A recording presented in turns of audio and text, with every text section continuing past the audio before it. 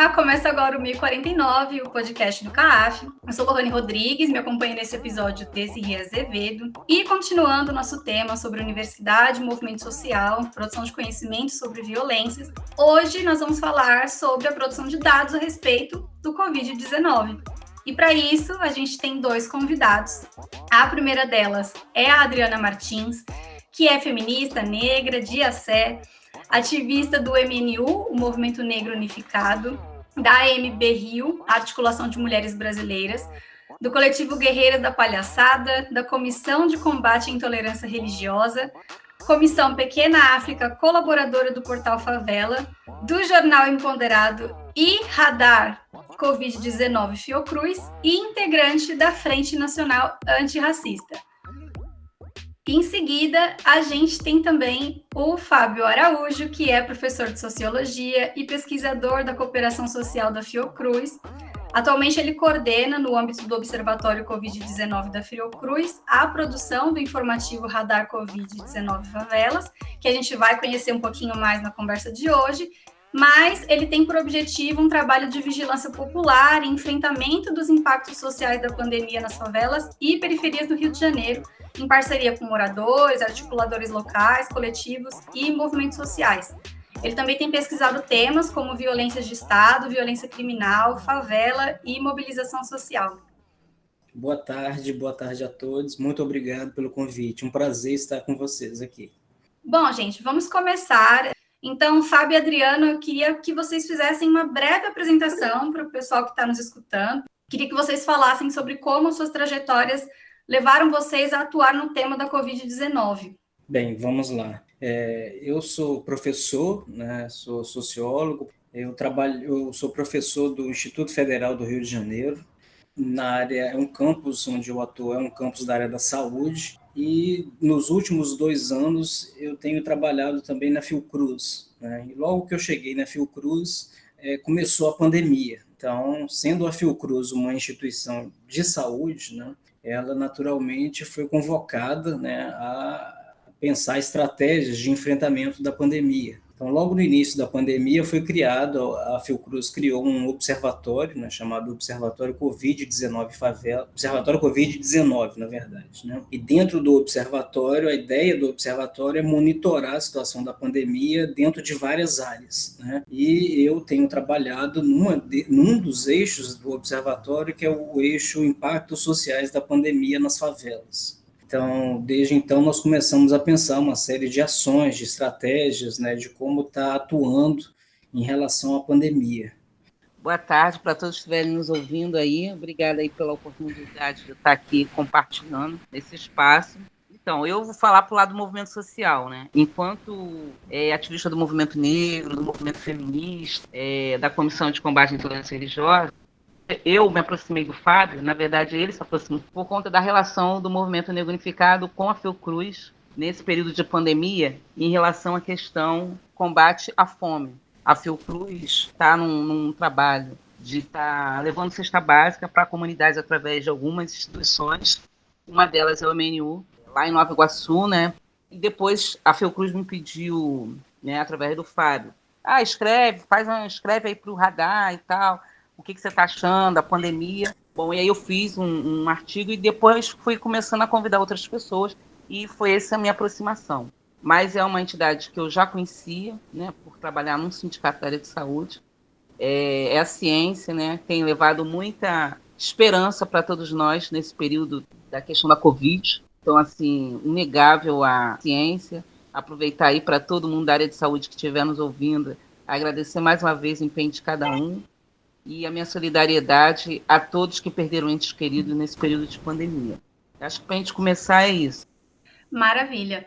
Fábio, acho que você falou um pouquinho agora, né, da sua inserção dentro da Fiocruz, mas eu queria te pedir para comentar, você já falou, mas como é que a Fiocruz se insere dentro desse contexto de pesquisa, mas que você explicasse um pouco a iniciativa, a Sala de Situação Fiocruz Covid nas favelas, e especialmente os trabalhos do boletim socioepidemiológico da Covid-19 nas favelas e do radar Covid-19 nas favelas. Então, logo no início da pandemia, a Fiocruz foi demandada, né, a estar pensando e a estar construindo uma relação com os movimentos sociais de favela. Eu me lembro que uma das principais questões assim que apareciam era relacionadas, por exemplo, começou toda a discussão sobre os protocolos sanitários, né? E alguns movimentos, né, de favelas que já tinham alguma proximidade com a Fiocruz, né, em relação a outros trabalhos que já eram feitos, eles começaram a provocar a Fiocruz no sentido de questionar, né, as possibilidades de aplicação desses protocolos sanitários em relação às favelas, dadas as condições e as realidades das favelas. Então, esses movimentos começaram a provocar a Fiocruz a produzir material, né, de comunicação que dissesse respeito à realidade das favelas, né? Uma realidade que como a gente sabe, tem marcada pela proximidade, né? Pela proximidade das casas, pela dificuldade muitas vezes de acesso à água, pela importância que tem a rua, né? Pela questão da própria aglomeração, né? Dentro das casas, que são muitas pessoas, né? Que moram às vezes numa mesma residência. Então, a partir dessa experiência, desse questionamento, dessa provocação dos movimentos, surgiu uma primeira experiência, né, que foi a de montar uma campanha que produzisse material junto com os movimentos sociais, a partir dos movimentos sociais. Na verdade, que os movimentos produzissem, os coletivos, né, e que a Fiocruz, através dos seus pesquisadores, eles chancelassem, digamos assim, a partir de uma perspectiva científica, esses materiais, né? Então, essa foi um primeiro diálogo que foi construído, né, com os movimentos sociais. Uma outra dimensão do trabalho que começou a ganhar corpo nesse momento foi a construção, foi a questão de produzir informações, né? Ninguém sabia muito bem o que estava rolando naquele momento, né? Havia uma campanha sistemática de desinformação, né, também. Então, surgiu a ideia de montar uma sala de situação onde nós pudéssemos estar produzindo coletivamente, em colaboração, espécie de análises, né, do que vinha acontecendo nesse momento em relação aos vários territórios de favela e de periferia. Aí foram pensados 2 produtos institucionais, né? O primeiro produto era o boletim socioepidemiológico, né? A proposta do boletim socioepidemiológico era produzir dados epidemiológicos sobre a situação da pandemia, né? Testagem, contágio, mortalidade em relação às favelas. E a ideia era que um outro produto pudesse meio que complementar, né, o boletim, a partir de uma dimensão mais social, sociológica, né, com as narrativas e com as análises das próprias pessoas que moram nesses territórios, que estavam vivendo esse momento, né, que continuam vivendo nesse momento e que estavam se desdobrando para buscar estratégias de enfrentamento, né, dessa situação. Então, nós começamos a organizar um grupo, né, que a gente tem chamado de um grupo de articuladores locais, né, um grupo que reúne pesquisadores da Fiocruz e articuladores, né, de favelas, moradores, lideranças, onde a gente tem mantido, né, a gente começou, né, no início isso era mais frequente, a realizar umas rodas de conversa, e a partir dessas rodas de conversa e dessa interação, né, com esse grupo, nós produzíssemos um informativo, né, que é esse informativo chamado Radar Covid-19 Favelas. Então, a ideia era que se produzisse um tipo de conhecimento, né, que ajudasse a qualificar os dados epidemiológicos. E a partir desse encontro tem sido uma experiência muito interessante, né, porque tem sido uma experiência de produção coletiva, né, que tem trazido várias questões relacionadas a todo esse momento, né, de lá para cá que a gente tem vivido. Então, a gente tem um verdadeiro mosaico assim, de questões que têm aparecido que os grupos, né, as pessoas têm trazido.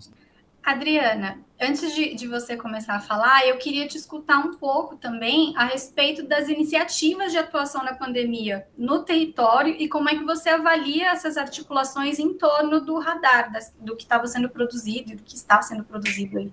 Então, foi importantíssima essa questão da pandemia, como ela começou, porque antes, por trabalhar no centro da cidade, a minha atuação era mais para cá, para o centro do Rio, né? Eu moro na Baixada Fluminense há 25 anos e a minha atuação muito, muito pequenininha na Baixada Fluminense, por mais que eu more na Baixada Fluminense. Com essa coisa da pandemia, dessa coisa de a gente ficar mais no interior de casa, isso não agora, né? Mas no ano passado, que já está um bom tempo que eu voltei a trabalhar, Então, eu comecei a perceber que estava na hora de eu dar mais essa minha contribuição enquanto militante no território. Porque ali no bairro onde eu moro, na rua onde eu moro, fazer as coisas ali, mais perto. E até por conta da questão de consciência também, né? Que a gente vê com essa coisa do avanço, do fundamentalismo. Né? E você sabe que nesses bairros mais fora do eixo locais, você sabe que tem mais disseminação de igrejas neopentecostais, você sabe que tem mais disseminação de ideias fundamentalistas também. Avaliando isso, eu resolvi me dedicar mais. E aí começamos, nós tínhamos um grupo de 3 mulheres, fazíamos algumas discussões, algumas coisas mais para cá para baixo, todas moradoras de Nova Iguaçu.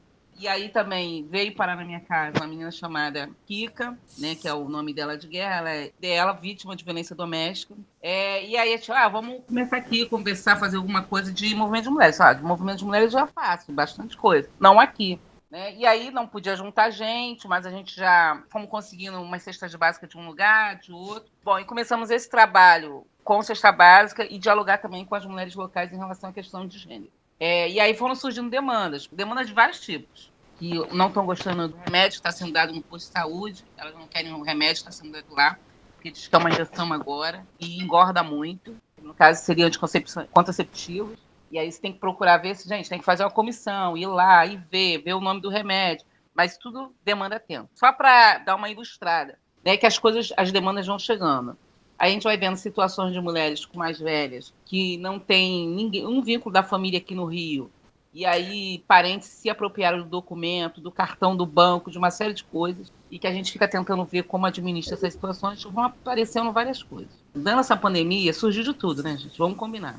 Nós tivemos aí, do ponto das empregadas domésticas, nós tivemos um número, toda hora surge um caso de trabalhadoras domésticas em regime análogo de escravidão.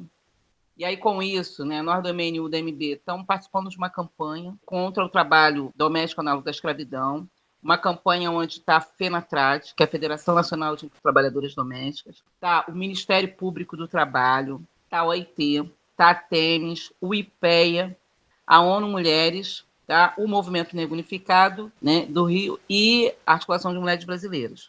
Da FENATRAD, você vê aí quase todos os sindicatos de trabalhadoras domésticas a nível nacional. Nós tivemos um momento gritante das desigualdades, mas com a pandemia ficou visível, falando de cerca de mais de 70% da população negra brasileira sem nenhum acesso a trabalho. E com a Covid, a gente viu que todo mundo vive da informalidade. Então, a gente viu o quanto a pandemia está sendo caro para a população negra. Né? E haja vista com a questão que aí é o que toca mais, né? Que é a questão alimentar. O aumento da fome, que é assim, a coisa mais gritante. Coisas que a gente sabia que tinha no país, mas que já não estava tão grandiosa como está agora. Né? E as pessoas, hoje em dia, você anda para lá e para cá, né? O aumento de pessoas nas ruas. Né? E você vê assim, pessoas que trabalham e aí não tem como retornar para casa, porque muitas das vezes o vale transporte não dá para chegar, então pessoas têm que pegar 2, 3 transportes, se acomodam ali pelo centro da cidade. O Fábio sabe de onde estou falando. Se você parar ali perto de volta da Caixa Econômica, na Rio Branco, você vai ver a maioria camelou durante o dia, mas aí não volta para casa e fica por ali. Primeiro fica muito caro, é distante, então vivem tudo ali e dormem ali embaixo daquela guarita da Caixa Econômica, que você vê que duplicou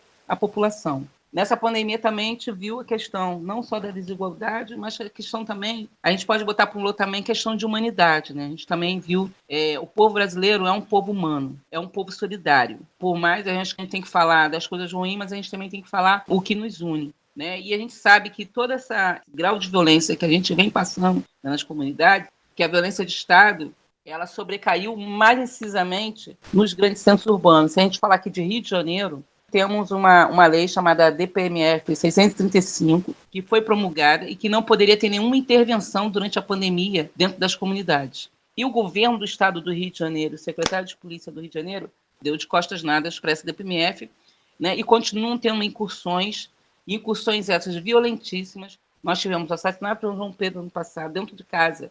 Ele só estava seguindo o que estava sendo colocado, as grandes normas sanitárias, que era para ficar dentro de casa. Ele foi assassinado pelo Estado racista, que viu que a polícia, quem matou ele, achou que ele não tinha, a família dele não tinha condição dele viver numa casa daquela. Né? Não, os pais dele não tinham condições de ter uma casa daquela. E ele foi assassinado dentro de casa, seguindo as normas da Covid. Então, a pandemia, para nós, povo negro, ela está sendo muito cara. que o racismo ele sempre foi perverso, mas essa pandemia colocou ainda mais perversividade ainda, mas também fez com que outros segmentos, outras pessoas que achavam que a gente sempre só fala, esse povo só vem para cá falar de racismo, não tem outra coisa para fazer, ou não tem outra coisa para falar, começaram a perceber e ver uma outra realidade que talvez só nós do movimento negro organizado, só nós do movimento de mulheres pudéssemos observar. Gente, a partir do que você tá falando, né, Adriana, eu fico pensando aqui que, assim, dá para a gente dizer que a gente viveu diferentes pandemias, né, dentro de uma mesma pandemia. Então, assim, tanto do ponto de vista temporal, né, considerando os diferentes momentos aí ao longo dos meses, quanto desse ponto de vista territorial, digamos, né, com as diferentes dinâmicas de contágios e de respostas por parte do poder público, né? E aí, acho que em termos de temporalidade, o período mais breve foi justamente aquele em que se disse, né, e se acreditou que o vírus seria democrático, né, e justamente ignorando o impacto das desigualdades, né, que a Adriana está colocando aqui na produção da doença.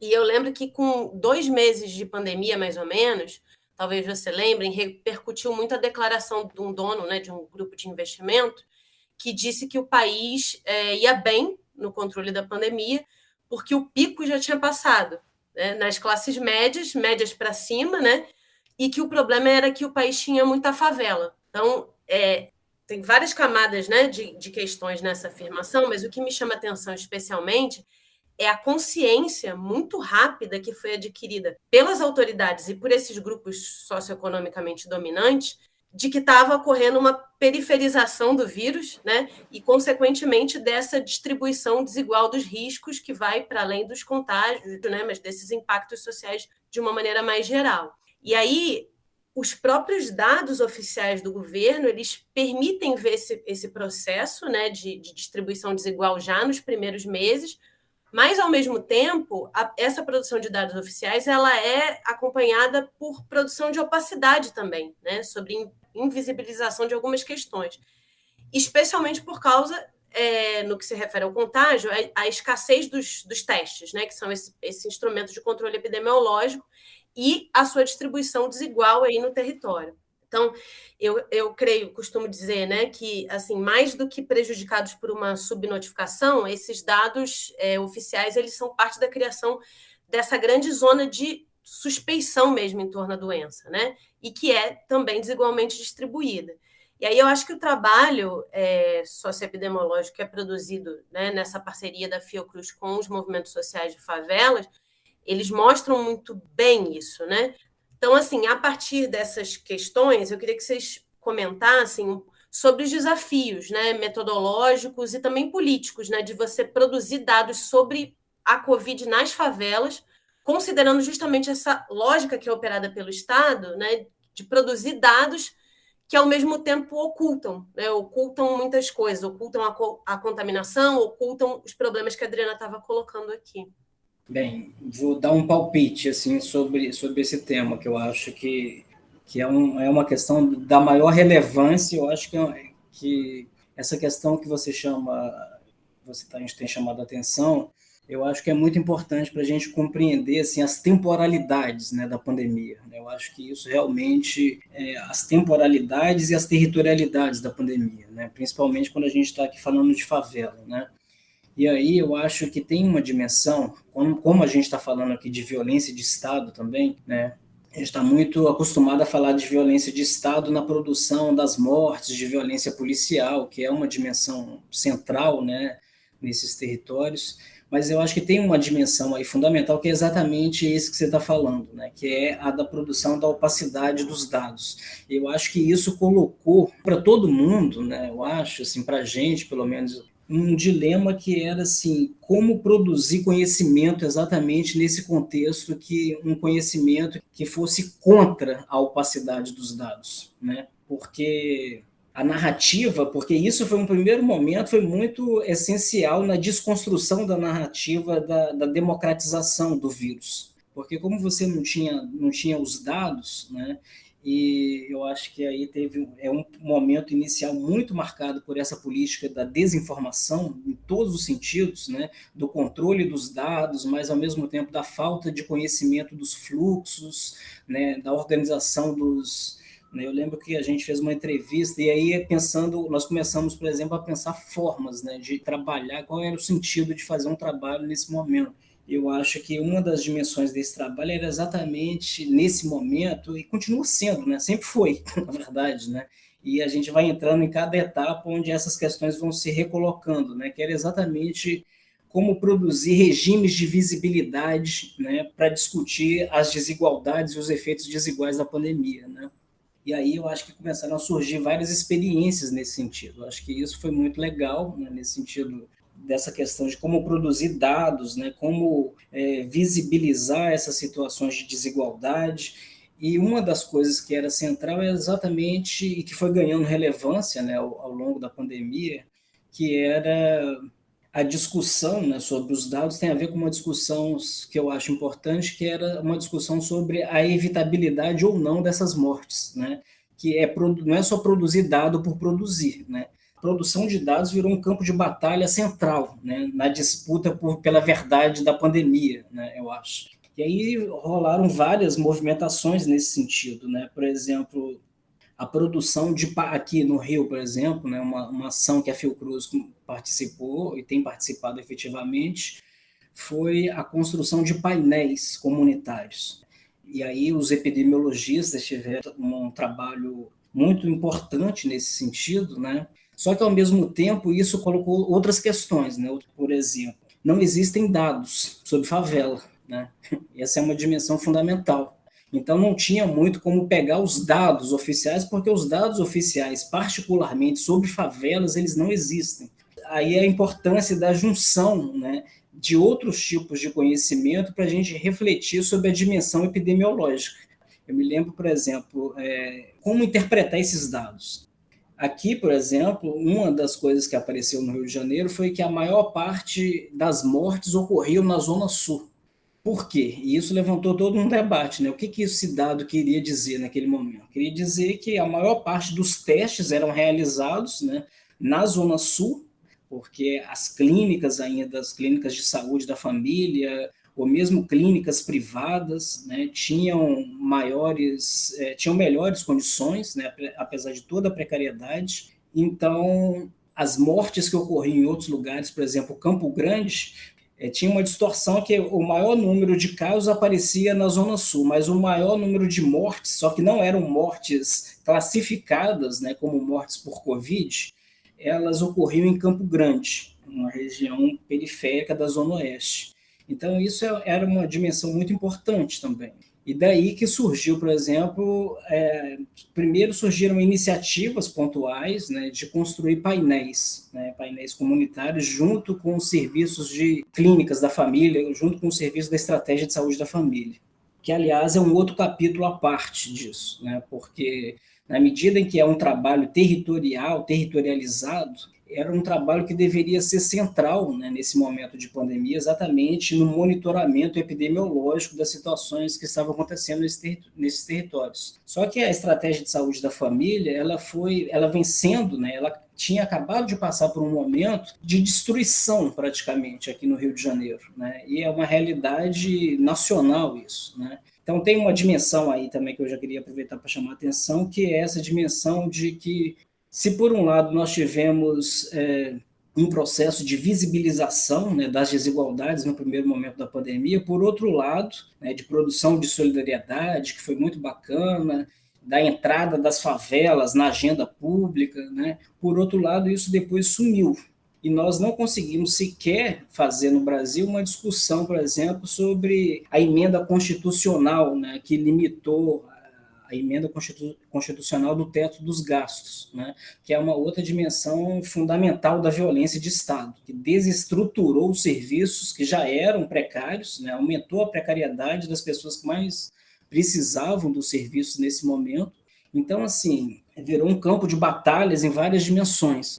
E eu acho que aí essa dimensão da produção dos dados, ela ganhou, né, nesse momento, ela surgiu com muita força na construção de painéis, na construção de obituários, né, como formas de ressignificar essas mortes e arrumar os responsáveis por essas mortes, né, na construção de aplicativos de telemedicina, inclusive, para poder monitorar e que as pessoas pudessem acessar os serviços. Enfim, eu acho que essa dimensão da produção do dado ela é uma dimensão fundamental, não só em relação à Covid, mas em relação a outras questões, outras áreas. Por exemplo, a área de segurança pública, para dar 2 exemplos, né? Tem um trabalho incrível que o pessoal da plataforma Fogo Cruzado faz, né? Que é exatamente contra a opacidade dos dados do Estado, né? Que agora chegou numa outra fase também de produção de dados muito ruins. Eles produzem dados que permitem, por exemplo, monitorar tiroteios, onde que estão acontecendo na cidade, georreferenciar essas dinâmicas, mapear feridos, mortos, unidades de saúde, escolas que foram fechadas durante operações policiais ou tiroteios. E uma outra experiência que eu acho interessante também, pensando nessa dinâmica da produção de dados como uma espécie de documentação e de produção de regimes de visibilidade também, né, e pensando a produção de dados também não só como a produção de dados do Estado, né, mas como que os movimentos também produzem dados contra o Estado. Estou pensando, por exemplo, numa experiência recente, que é uma experiência da iniciativa Direito à Memória e Justiça Racial aqui da Baixada, que produziu um informativo mapeando, por exemplo, cemitérios clandestinos, que é uma forma muito interessante de entrar no debate, né, para discutir as práticas de extermínio, a matança que acontece nas favelas e nas periferias e produzindo também um regime de visibilidade para os territórios, que mesmo sendo periféricos, também eles não aparecem nem quando às vezes a gente está discutindo favela, por exemplo. Essa é uma discussão que apareceu também com muita força dentro desse grupo de articuladores que a gente tem alimentado, como que é preciso também refazer as cartografias da cidade, que eram muito centradas, digamos, nas favelas da zona sul, da região central do Rio de Janeiro. Então, como que há diferenças, mesmo dentro dos territórios chamados periféricos ou das favelas, que são muito, muito diferenciadas, né? Eu acredito que nessa pandemia, quem tinha dinheiro, quem era rico ficou mais rico, né? E quem é pobre ficou mais pobre. Quem lucrou nessa pandemia foi os grandes donos de mercado, que assim, dos grandes mercados, né, quem trabalha com comida, mas nessa linha da venda de produtos. Se a gente pegar entre periferia e favela, porque eu gosto sempre de trabalhar com o termo de favela e periferia, a primeira vítima no Rio de Janeiro de pandemia foi uma mulher negra, uma trabalhadora doméstica, moradora de Miguel Pereira, uma cidade interior do Rio. Ela saiu para trabalhar na Zona Sul, teve contato com a patroa, o patrão, sei lá, que tinha vindo da Itália. Mais ou menos a história é essa. Por que eu estou colocando isso? As trabalhadoras domésticas foram colocadas como trabalho essencial na pandemia. Elas tiveram que sair de suas casas, mesmo com todo o lockdown, né? Colocar a sua saúde em risco e da sua família em risco para trabalhar para uma outra família. E nós sabemos que a maioria das trabalhadoras domésticas também são compostas por mulheres negras. Quando chegou no momento da vacina, para se considerar os grupos prioritários de vacina, as trabalhadoras domésticas não foram colocadas como categorias de trabalho essencial para ter a vacina. Então, para a gente ver como o racismo, as relações em relação imbricadas com o racismo, ela vai tosando de uma forma subliminar as nossas existências, nossas vivências. A outra coisa foi esse momento, e é muito bom, importante ver, esse papel da Fiocruz, né? E a gente está vendo aí o povo da universidade conversando com os movimentos sociais, porque vem naquela contramão de que você só tem cultura, de que você só tem educação, que você só tem vivência a partir da academia. Não é. A academia, ela dá um ajuste, mas o lado de cá tem todo um conteúdo, tem toda uma experiência. Por exemplo, sexta-feira eu fui num lançamento de uma campanha na Secretaria de Saúde foi o Dia Mundial dedicado ao paciente. E a campanha que a Organização Mundial de Saúde puxou é pelo Porto Seguro. Mas em nenhum momento falou das parteiras, porque lá nos rincões do país, aonde não tem aquele primeiro contato com a saúde, que não vai ter o médico, quem vai fazer o parto são as parteiras. né? E hoje estão se adaptando muito por doulas, né? Mas que na verdade são as parteiras. Então, essa coisa de procurar saber das culturas tradicionais, ela é muito importante, porque o SUS do povo negro, antigamente, era o terreiro. Ah, tô com dor aqui, tô com dor ali. Sempre tinha alguém, um mais velho, que sabia que uma erva, ó, toma isso, toma aquilo. E esses saberes tradicionais, né, das florestas, das mateiras, isso não pode ser esquecido. Então, esse diálogo da academia, né, da Fiocruz com os movimentos sociais é importante, porque, por exemplo, a Fiocruz é ali em torno, dentro de um complexo de favelas, não é, Fábio? Então, essa experiência, tenho certeza, para a Fiocruz está sendo importante, primeiro para ver no que a favela produz. Nós consumimos 119 bilhões por ano. Tem estudos da CUFA que foi feito, Central Única de Favelas. Então, qualquer governo, qualquer pessoa com um pouco mais de sagacidade para ver o que é produzido nesses territórios, teria um pouco mais de cuidado. E eu acredito que no pós-pandemia, quando a gente sair desse processo realmente de pandemia, vislumbrando, precisamos realmente de gestores que pensem, repensem as comunidades, com a comunidade falando. Que às vezes a mudança que eu daqui de fora, sem estar lá dentro do contexto, passar uma rua não seja tão prioritário do que colocar uma creche, para que as mulheres possam deixar seus filhos em segurança e trabalhar, entendeu? Então, é fundamental que nesse pós-pandemia seja repensado a vida pública das mulheres. Nós, mulheres, precisamos ter mais espaços na vida pública. E para que a gente tenha mais espaço na vida pública, é preciso que as nossas vidas privadas também sejam mais organizadas. Nós precisamos ter creche para botar nossos filhos. Nós precisamos ter um entorno social que nos possibilite a trabalhar. Essa pandemia vai mostrar uma outra realidade que também trabalha escravo dentro de casa, que vai ser esses trabalhos agora por online, remoto. Aumentou o número da carga de trabalho para as mulheres. Agora você trabalha em casa, trabalha em casa e trabalha em casa. Para nós mulheres, nós ficamos extremamente sobrecarregadas. Estou colocando tudo isso para dizer que é muito importante essa troca, esse espaço que tanto a Unifesp, tanto que a Fiocruz vem dando para os movimentos sociais, porque não fica só o movimento social falando para ele mesmo, e também não fica o lado da produção da ciência achando que tem um saber e o lado de cá não tem. Eu acredito que esse diálogo transforma a própria forma, né, o próprio conteúdo do conhecimento que a gente produz, e era isso mesmo que eu ia perguntar agora, assim, pedir para vocês comentarem um pouco mais da questão tem a ver com o que eu perguntei antes, né, dessa vigilância de rumores, eu adorei esse nome, como um método de monitoramento ativo da pandemia, né? E também essa diferença de natureza, porque me parece isso, tem uma diferença de natureza, né, entre os dados que são produzidos oficialmente pelo Estado, né? O racismo é um operador dessa produção, e os dados produzidos justamente a partir do território, das articulações, das relações políticas, né, cotidianas da reprodução mesmo da vida das pessoas. Bem, deixa eu começar. Eu acho que esse é um outro tema assim, que a gente precisa pensar muito, né, sobre quando a gente está falando sobre essas relações, né, de universidade, de movimentos, das instituições dos movimentos, do que é exatamente que a gente está falando, né, porque tem sido também, por conta de todas as críticas, né, a apartação que é a universidade quase que da vida real, como se ela não fizesse parte também da vida real, né, de pensar exatamente o que é isso também que a gente está chamando de participação, né? Assim, para mim isso tem aparecido assim, quando a gente está numa instituição, por exemplo, esse é um trabalho absolutamente institucional, é um trabalho da Fiocruz, não é um trabalho apenas meu de pesquisador. Pensando nessa experiência, o que a gente tira? Eu acho que como que os interesses institucionais, né, eles vão dialogar de fato com as demandas dos movimentos, né? Como negociar a instrumentalização aí, a relação, né? Eu lembro que quando a gente começou, por exemplo, uma questão que aparecia é que nesse momento atual, a Fiocruz, para se blindar, né, desse momento, desse contexto de perseguição à ciência, né, e de fragilização, né, institucional nesse momento político, o discurso institucional ele ficou muito mais forte, né? E como que você lida, por exemplo, você está querendo, e essa era uma questão que apareceu para a gente nesse trabalho, né? É como fazer um trabalho, que é um trabalho quase que de natureza de uma comunicação comunitária, né? Porque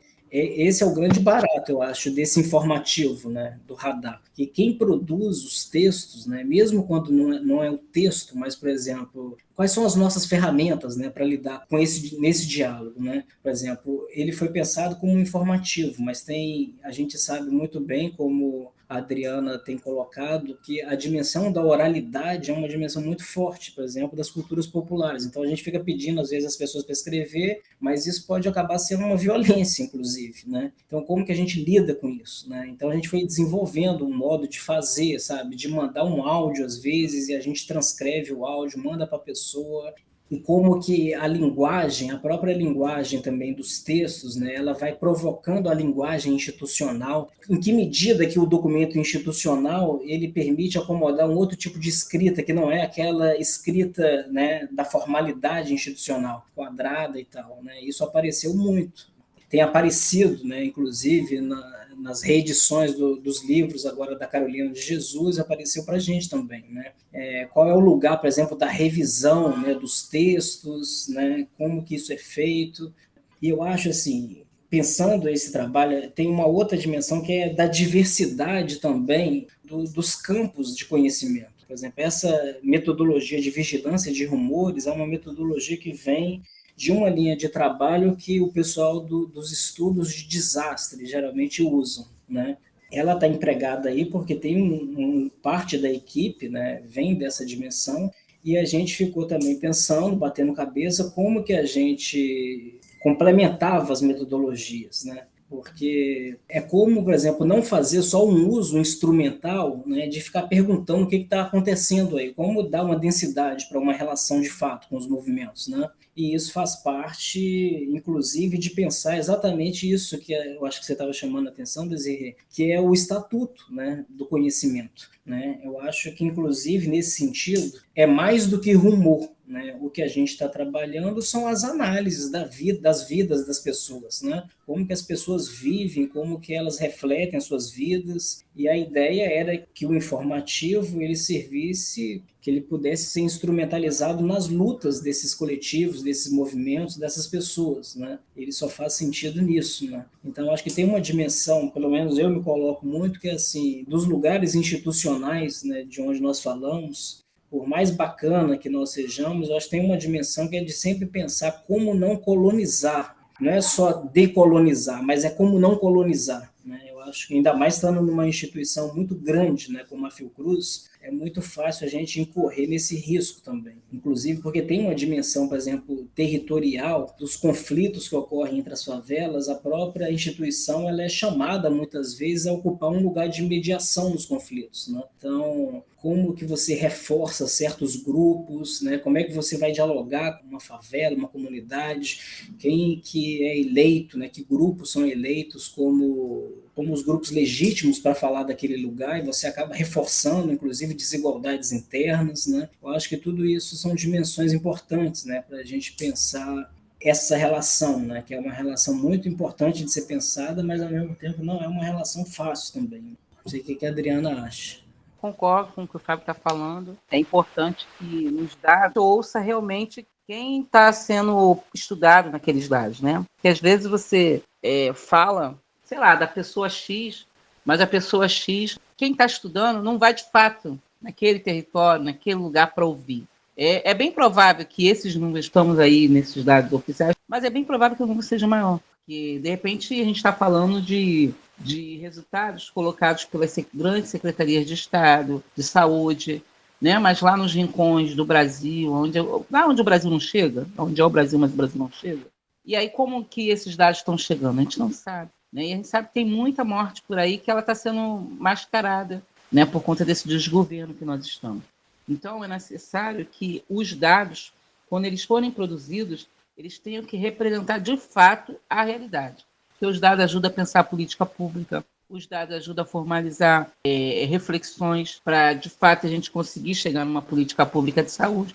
Só complementando esse ponto, eu acho que tem uma, por exemplo, nesse trabalho que a gente está fazendo, uma questão que aparecia era assim, num certo momento chegou no limite, né, o que os dados epidemiológicos podiam dizer sobre favelas, né? Isso não ia mais, né? Não dizia mais nada num certo momento. E o que começava a aparecer era que a gente precisava mudar o olhar. E aí eu acho que essa é uma dimensão também importante, né, do trabalho, né, assim, de um trabalho de escuta atento, né, ele tem que ser capaz também de mudar o seu curso ao longo do trabalho. Isso que a gente começou a ver aqui durante o trabalho, que era, olha, de repente ficar mapeando e monitorando só os dados sobre Covid já não está mais contribuindo para uma discussão, para que esses instrumentos de produção de um boletim socioepidemiológico, por exemplo, ele sirva a uma discussão política, a qualificar um debate, né? E aí, por exemplo, em relação a isso que a Adriana está falando, tem uma dimensão importante que é assim, tem um dado importante que é, a questão não é só olhar para as mortes de Covid, mas olhar, por exemplo, para a totalidade das mortes, né, que o período, né, de quando começou a pandemia produziu. Né? No primeiro ano de pandemia, por exemplo, foram 30% a mais de mortes, segundo os dados dos cartórios, né? Porque exatamente isso remete a essa questão que a gente estava discutindo, de como que os dados eles são escamoteados e vão sendo operacionalizados, né, numa maquinaria que ora coloca uma morte aqui, outra coloca outra ali, né? Então, assim, olhar para essa totalidade das mortes, porque também é pensar os efeitos da pandemia, né? Efeitos da pandemia não é só a letalidade produzida diretamente pelo vírus, né? Mas pelo aumento da letalidade de doenças negligenciadas, né? Por exemplo, aqui no Rio de Janeiro, a questão da tuberculose ela tem aumentado absurdamente, né? Que é um super indicador, né, de desigualdade social. O principal determinante social da tuberculose é a pobreza. Então, se a tuberculose está aumentando, significa que a pobreza está aumentando. E aí tem uma outra dimensão desse trabalho, né, que é uma dimensão também de como construir diálogos com os serviços públicos. E essa é uma outra barreira, né, porque dada a forma de gestão dos equipamentos, né, dada a questão da privatização das OS, isso coloca os trabalhadores da saúde numa situação de, muitas vezes, de muita fragilidade, e a situação das gerências desses equipamentos, muitas vezes, não dispostas a fornecer os dados. Então, esse é um ponto de tensão, né, nessa discussão sobre dados, já que a gente estava falando de dados, como que uma das coisas que a gente tem discutido aqui é como que era preciso ter acesso, para se discutir dado epidemiológico sobre favela, era preciso ter acesso aos dados da estratégia de saúde da família, que nós não tivemos. Então, essa é uma dimensão importante também, né? Eu acho que só para marcar mais esse ponto, né, que é essa dimensão também de não ficar glamourizando, eu acho, o certo fazer que teve, toda uma movimentação que teve, né, mas dos movimentos, dos moradores de favela, como se não precisasse, né, de ter uma resposta pública do Estado a um problema que é uma questão social. Uma questão social é uma questão que requer uma ação pública estatal para dar conta dela. Não é o fazer, né, a militância que vai dar conta disso. E muitas vezes também a gente fica folclorizando isso também, né? Pega lá Paraisópolis, olha que bacana a autogestão que eles fizeram, e deixa de discutir a centralidade, né, que tem sido a responsabilidade do Estado em produzir respostas, né, através de políticas públicas para essa questão e para outras, né? Inclusive porque essa é uma questão que, né, a questão das favelas e das periferias ocuparam, né, tiveram uma grande visibilidade no primeiro momento e já saiu de cena novamente. Como é que fica a questão social que coloca a favela no centro do debate? Ainda mais agora no momento de eleição. O que fica de acúmulo dessa experiência, né, de mobilização política para outros enfrentamentos, né? Eu acho que essa é uma questão importante, né, que tem aparecido para a gente pensar também, né?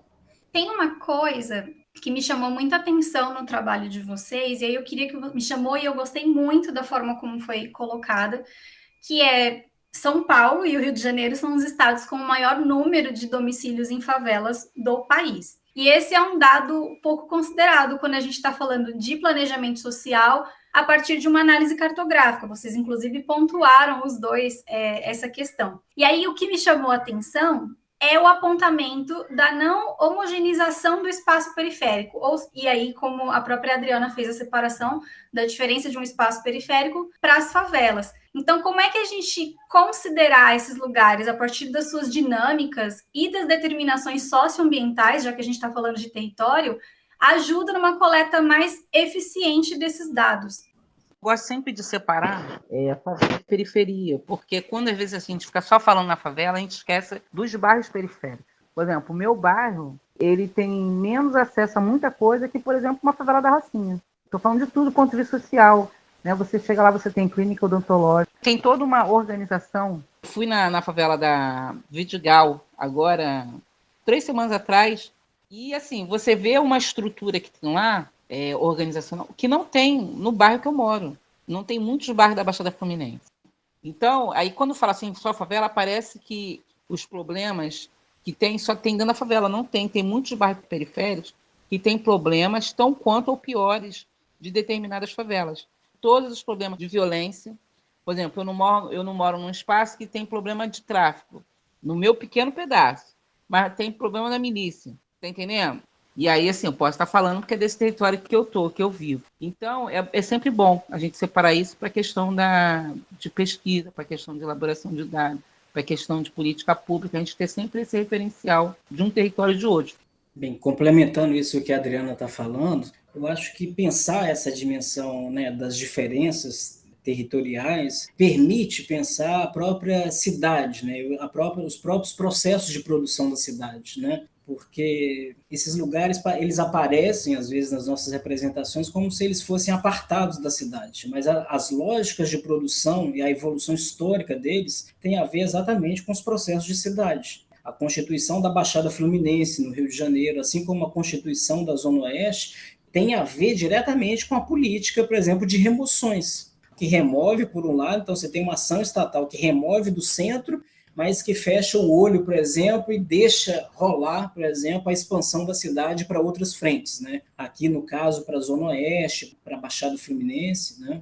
E nesse caso também tem uma outra dimensão fundamental, que é preciso pensar, quando a gente está, né, falando de políticas públicas, os territórios eles têm capital social, mobilização social muito diferente uma das outras, né? No caso do Rio de Janeiro, né, já temos pesquisas já de longa data, né? A Alicia Valadares cansou de dizer isso, né, de como que favela no Rio de Janeiro não significa necessariamente sinônimo de pobreza. Há favelas, como a Adriana está colocando, que tem características, inclusive, de bairros formais, estão sendo oficializados, né? Então, essas diferenças, elas produzem inserções muito diferenciadas na cidade, no acesso a políticas públicas, né? Tem capital social que mobiliza, os recursos políticos são muito diferentes. Inclusive, por exemplo, como que aparece para a Fiocruz? Quem é que aparece para a Fiocruz, né, ou para qualquer instituição, quando a gente vai falar de favela, ou que vai fazer algum projeto de favela, quem é que vai aparecer? Né? As favelas de sempre, ali, de Alemão,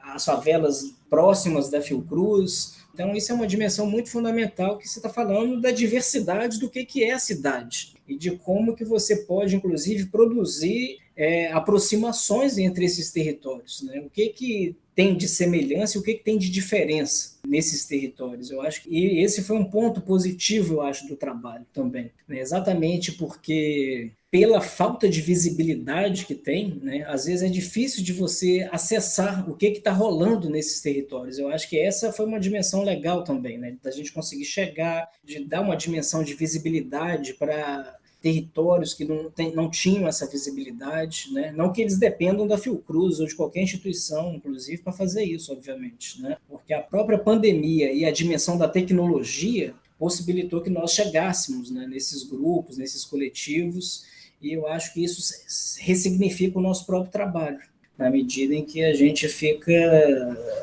com um repertório ampliado do que é a cidade, né, do que são os territórios da cidade. E a entrada, por exemplo, das pessoas, né, da Baixada Fluminense, né, através principalmente da Adriana e de coletivos da Zona Oeste, eu acho que se contribuiu muito para qualificar esse debate, né, nesse grupo nosso. E eu acho que vocês já tocaram nesse ponto também, mas eu queria insistir um pouquinho mais nele, que é sobre a questão da construção compartilhada do conhecimento, que acho que é um dos pilares do que vocês vêm fazendo. Mas eu queria saber o que é que vocês entendem por isso e, especificamente, como é que se dá essa atuação junto aos movimentos sociais do Rio, quando essas questões elas estão vinculadas à morte e ao luto, ou então ao não luto, né? Já que a gente está falando aqui das problemáticas que o Covid trouxe com questão ao enlutamento.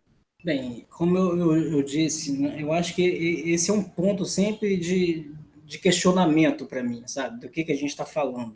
Quando a gente está falando de participação, de construção de metodologias participativas, né? Para ser efetivamente participativas, né? Bem, eu acho que nesse caso tem uma dimensão política, né? Que é de produzir reconhecimento, eu acho. Né? No momento que você tem políticas oficiais, inclusive, produzindo invisibilidades, né? Invisibilidade da questão social, invisibilidade das mortes e das condições de vida dessas pessoas. Eu acho que ter uma instituição como a Fiocruz, né, ou como as universidades chancelando as possibilidades de falar sobre isso, eu acho que isso é uma dimensão fundamental do ponto de vista político, assim. E do ponto de vista do que é exatamente isso, eu acho que isso é sempre uma construção, né? A nossa construção, eu acho que ela passou muito por um momento, caminhos, né? Assim, o primeiro de produzir um espaço de troca coletiva, onde o próprio grupo, inclusive, pudesse ditar uma agenda. Eu acho que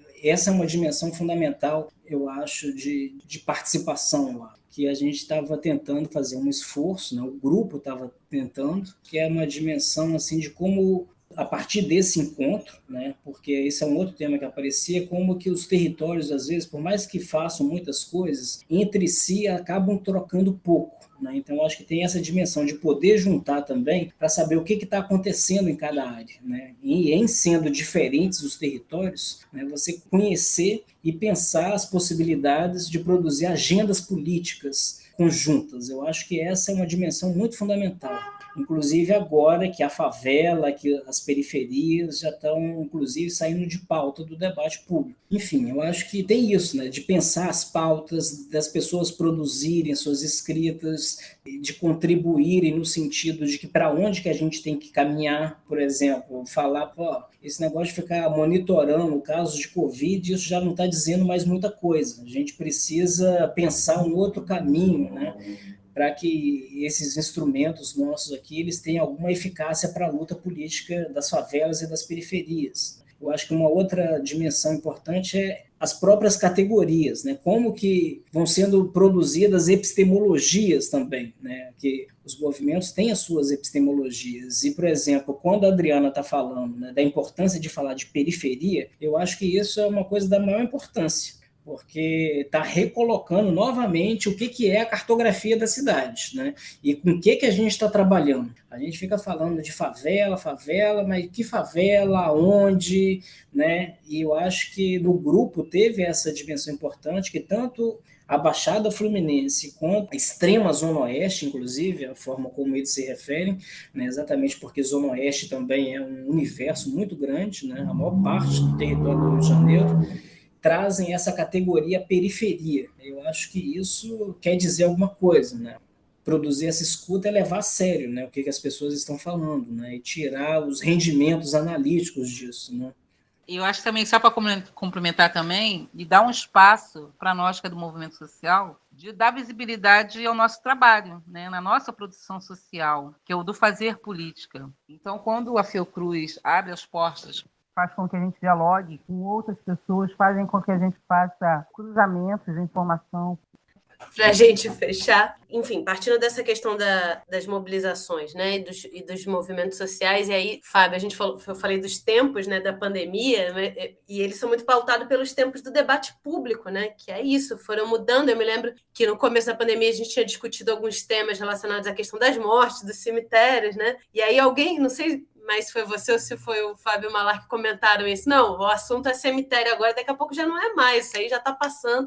A velocidade com que o debate vai... E ele é parte, né? Vai construindo a pandemia, né? O debate público vai construindo também. Mas, enfim, de fato, houve um momento, né, dessa glamorização, né, dos movimentos, e Paraisópolis, que você citou, foi um dos mais mencionados, né, pela dimensão que foi dada ali pelos movimentos sociais. Mas, nesse momento, a gente falava muito sobre essas formas, os movimentos sociais como elaboradores dessas formas criativas, né, e coletivas e comunitárias de enfrentamento, né, essa crise, tanto a crise sanitária quanto a crise social, né, e pensando essas estratégias como estratégias mais adequadas aos contextos periféricos, favelados, aos subúrbios, aonde às vezes as estratégias individuais, que eram as únicas, né, e eu acho que aí tem esse mérito dos movimentos sociais, as estratégias orientadas pelos agentes de saúde, pelo Ministério da Saúde, enfim, né, pelas autoridades sanitárias, são estratégias individuais, né, lavar as mãos, usar máscara, fazer isolamento social, que muitas vezes não são estratégias que não são realistas, e muitas vezes não são, nem mesmo elas são executáveis em determinados contextos. Então, me parece que desde o início da pandemia existem, digamos, em diferentes graus, mas movimentos de individualização, seja das estratégias de controle da contaminação, né, dos riscos, e mesmo das responsabilizações. Então, como se cada um pudesse individualmente traçar suas estratégias para se proteger ou ser responsabilizado, né, pela sua própria segurança, ou definir a sua conduta. E aí acho que é isso algo que culmina aí no debate sobre a obrigatoriedade da vacina, por exemplo, né, como se fosse uma questão de opção individual, enfim. Então tem esse viés, né? E aí me parece que essa questão da individualização, ela é algo que ela converge muito com a questão que a gente tinha comentado ontem, né? Com as estratégias de subnotificação e de produção de opacidade para construir essa lógica que acho que você mencionou, né? E a Adriana também, que é voltada muito mais para administrar as mortes ou administrar o ritmo das mortes do que para evitar que essas mortes aconteçam. E que é uma lógica que é de desobrigação do Estado. Então, para encerrar, o que eu queria que vocês falassem é pensar como essas mobilizações relativas, né, tanto à mitigação dos impactos da pandemia quanto a essa produção de conhecimentos e dados, como fazer com que ela não resulte em formas de liberar o Estado, né, das suas responsabilidades. Acho que vocês trouxeram isso, né, mais em formas de responsabilização e de cobrança, né, desse Estado. Eu acho que isso é uma questão, obviamente não tem uma resposta para isso, uma solução, né, mas é algo que eu acho que perturba, né, nos perturba a todos. Eu queria ouvir um pouquinho isso. Eu estou lembrando aqui de uma conversa que nós fizemos, né, foi uma live que nós organizamos, com a Sônia Fleury e com o Itamar. Né? A Sônia Fleury é uma pesquisadora da Fiocruz, coordenadora do Dicionário Marielle Franco, e o Itamar é um militante histórico, né, das favelas aqui. E os dois traziam exatamente essa questão, né, assim, enquanto preocupação, né, no sentido de que, num primeiro momento, a pandemia tem essa dimensão, né, de trazer à tona a questão social, né, a questão social nesse sentido de um problema coletivo, né, público, que afeta uma sociedade inteira, uma parcela da população, e que requer uma resposta. Então, no primeiro momento, né, nós tivemos uma questão da pobreza e da miséria, né, entrou, né, nesse debate, e tudo aquilo que o discurso econômico chama dos invisíveis começaram a aparecer, né, no sentido de ter que dar uma resposta para isso. E no primeiro momento, assim, nós tivemos, no caso do Brasil, respostas muito pontuais. A resposta, a única talvez que a gente tenha tido foi a do auxílio emergencial. Eu acho que numa outra dimensão tem uma questão que é exatamente dentro desse debate da questão social, tem a questão da favela, né? Em que medida que a questão da favela ela conseguiu ocupar uma agenda. E essa é uma preocupação, né? Porque num primeiro momento, e pensando nas temporalidades, num primeiro momento, toda essa movimentação que rolava, essa mobilização, trouxe a favela para o centro, para uma visibilidade. Agora, toda essa movimentação que teve, o que rola depois pós-pandemia? Quer dizer, pós não, que a gente nem acabou, né? Mas no segundo momento já, né? Isso se sustenta, a mobilização, né? Eu acho que são mais questões que ficam, né, para a gente, que o grupo está pensando.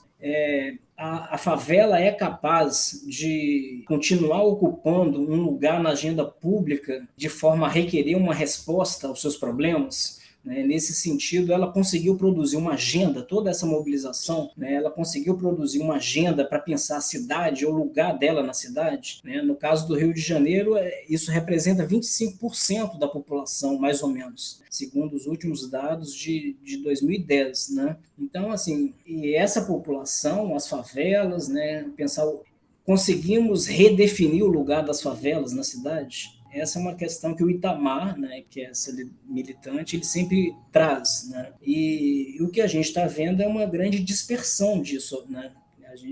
Isso não está difícil de manter uma sustentação disso, né? Então, assim, a gente consegue recolocar uma discussão sobre a cidade a partir desses lugares, pensando na multiplicidade que eles são, mas também no que tem de comum entre eles, né? É possível pensar uma agenda, né? Por exemplo, a gente vai discutir urbanização depois disso, né? Saneamento, tivemos privatização, essas pautas vão continuar. Milícia é um tema da maior importância, né, no Rio de Janeiro, em todos os sentidos, do controle da vida, da produção da cidade.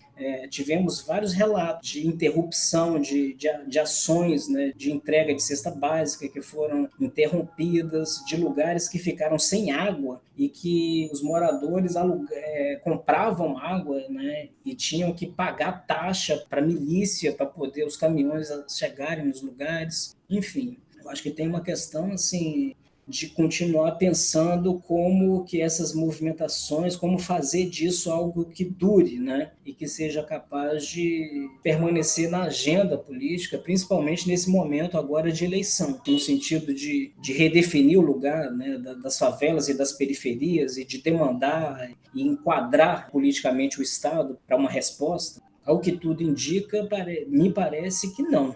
Né? No atual momento, a gente vê novamente uma fase de fragilização, né? de cansaço mesmo também, de tudo que foi a pandemia até agora. Né?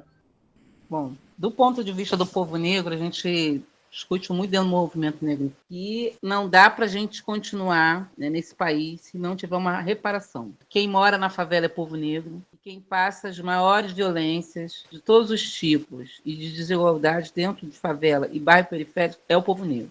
E a gente tem que discutir reparação. Não sabemos ainda como deve ser essa reparação, mas uma reparação de fato aos descendentes de africanos escravizados e que enriqueceram o Brasil, ela precisa acontecer. E quando eu digo isso, a gente tem que rever a questão mesmo de distribuição de renda. Quando a gente fala de economia, a gente tem que ver de qual economia que a gente está falando. Não dá mais o dinheiro público ser investido só na Zona Sul. Não dá para o dinheiro público ser investido, na sua maioria, do túnel para lá, do túnel para Canadá. Então, isso quem tem que resolver é o Estado. É a tarefa do Estado. Agora, cabe a gente trabalhar a questão da consciência mesmo, conscientização das massas para cobrar isso. É inadmissível você ter pessoas negras, que é um debate que a gente faz dentro do movimento negro, e que votem em pessoas, em deputados que votam a favor da reforma da Previdência. Antes dessa última reforma, eu só ia trabalhar até 57. Agora, mesmo com 57, eu já vou ter passado do meu tempo de contribuição 4 anos, eu vou ter que trabalhar até os 62 anos. Está entendendo? É inadmissível você ver uma pessoa negra votar no Hélio Negão. Sabe quem é o Hélio Negão, né? Que eu estou falando, né? Aquele lá que passa lá, fica o tempo todo de papagaio de pirata de Bolsonaro. Então, parte de toda essa coisa da vacina que vocês estão colocando aí, e tem a ver com a política de desgoverno. Teve várias pessoas que eu tive que convencer que tinha que tomar a segunda dose. Porque a gente sabe que a política governamental em relação à divulgação do problema, de fazer com que a população realmente tenha que tomar vacina, porque que é importante, teve muita falha. E essa falha ela foi proposital, né? Porque um número significativo de pessoas que morreram, quase 600 mil, são pessoas aí que deixaram da Previdência, a Previdência deixou de gastar, que o governo recolheu. Né? Então, quantos impactos que nós tivemos por esse desgoverno? Né? Quantos impactos que isso ainda vai levar muito tempo para a gente conseguir refazer nossas vidas? Então, nunca que a nossa atuação ela vai superar o Estado. Pelo contrário, o que a gente tem que fazer, nós do Movimento Social Organizado, é trabalhar cada vez mais a consciência da massa para monitorar o Estado. É papel do Estado dar qualidade de vida em toda a sua essência, toda a sua plenitude, como diz a Constituição. E nós não temos isso. Nós somos vilipendiados no nosso dia a dia, no nosso cotidiano. Nós não conseguimos hoje respirar. O que foi aquilo em Manaus, gente? Faltar oxigênio. Aquele centro de holocausto feito pelo aquele governo de Manaus, gente. É inadmissível aceitar que você está vendo o problema, se eu sei que vai faltar isso, e você não tomar medidas preventivas. Teve gente que ficou feliz com aquilo. Então, é trabalhar mesmo. Trabalho de formiguinha, de formação, de falar, conversar com um, conversar com outro, nos territórios favelados e periféricos, para que a gente consiga ganhar mais consciência. Eu já estou com 50 anos, tem a galera que está vindo aí. E a gente precisa dar consciência para esse povo que está chegando na militância e tem que trazer mais juventude, trazer mais Lohane, mais Desirê, né? Para a militância, não é não, Fábio? Né? E a gente vai ficando mais na estrutura, mais na retaguarda. Entendeu? Uma hora esse Estado vai ter que rever. E para nós, povo negro, não tem como não rever isso, não for através da reparação. O Estado brasileiro, uma hora, vai ter que sentar com o movimento negro e para a gente discutir tete a tete como vai ser essa reparação. Bem, eu queria só fazer um último complemento, que é o seguinte. Eu acho que toda essa análise, né, que a gente faz aqui, isso não significa, né, não pode significar a gente apontar o dedo, né, para as favelas e para as periferias e dizer para elas por que vocês não reagem, né, por que vocês ficam nessa situação. A gente tem um histórico de produção dessas vidas, desses territórios, que é um histórico de uma quase impossibilidade, né, de experimentar a cidadania, a democracia. Então, às vezes, a gente vira, né, às vezes a gente, universidade, academia, e fica com esse discurso, né? Essa é uma outra coisa que o Itamar sempre chama a atenção, de qual é a experiência de estigma que marcou o lugar desses territórios na cidade. E eu acho que nesse sentido que é uma questão que diz respeito a gente também. Está promovendo esse debate político, né, promovendo espaços para que essa discussão, né, fique no horizonte público e que tenha visibilidade. E que discutir a favela é discutir a cidade, né? É discutir a periferia, é discutir a cidade. Então isso diz respeito a todo mundo, não diz respeito só a quem mora lá. Isso afeta a cidade inteira, né? Claro que afeta, né, de um modo, né, os moradores, né, por certas dinâmicas, né, de precariedade, mas a gente está falando aqui da produção da cidade. Então é como articular o debate da favela com o debate da cidade, né? Eu acho que esse é um debate importante e que as universidades, a Fiocruz, né, tem um lugar importante em ajudar a manter, né, isso no horizonte público. Eu queria muito agradecer a participação de vocês, Fábio, Adriana, dizer que as portas do 1049 estão abertas. Deixo aqui para vocês se despedirem. Eu quero agradecer ao 1049 aí pelo espaço, Lohane, Desirê, Fábio, pelo convite. Em nome dos movimentos todos sociais que eu participo, agradecer a oportunidade e dizer que a gente está aqui à disposição. Espero ter contribuído um pouquinho, né? A gente sempre aprende, né? Sempre troca, né, nesses espaços. E estamos aqui à disposição. Agradecer e desejar aí muita saúde para todos os familiares, para todos nós desse Brasil que está difícil. E aproveitar para agradecer ao SUS. Eu acho que a gente tem uma política pública voltada, começada lá em 1980, teve muita luta e é o que está possibilitando a todos nós aí respirar aí um pouquinho de esperança nesses dias aí tão nefastos que nós estamos tendo nesse país. Obrigada, SUS. Eu também queria agradecer muito, né, o espaço, queria parabenizar, eu acho que são espaços fundamentais que a gente precisa continuar alimentando, que são espaços onde a gente possa estar formulando, né, os nossos pensamentos, as nossas reflexões e estar organizando coletivamente também, né, o cuidado, já que a gente está falando de saúde, que é um cuidado coletivo, né, necessariamente, e que a gente possa seguir aí trocando e resistindo a esses tempos duros que a gente está vivendo. Obrigado. Bom, nós ficamos por aqui. Quem quiser nos acompanhar nas redes sociais, vocês já sabem que é @caf_unifesp e vamos defender o nosso sistema único de saúde, né? Nada mais revolucionário num país com tantos trabalhadores do que defender o nosso sistema de saúde. Axé.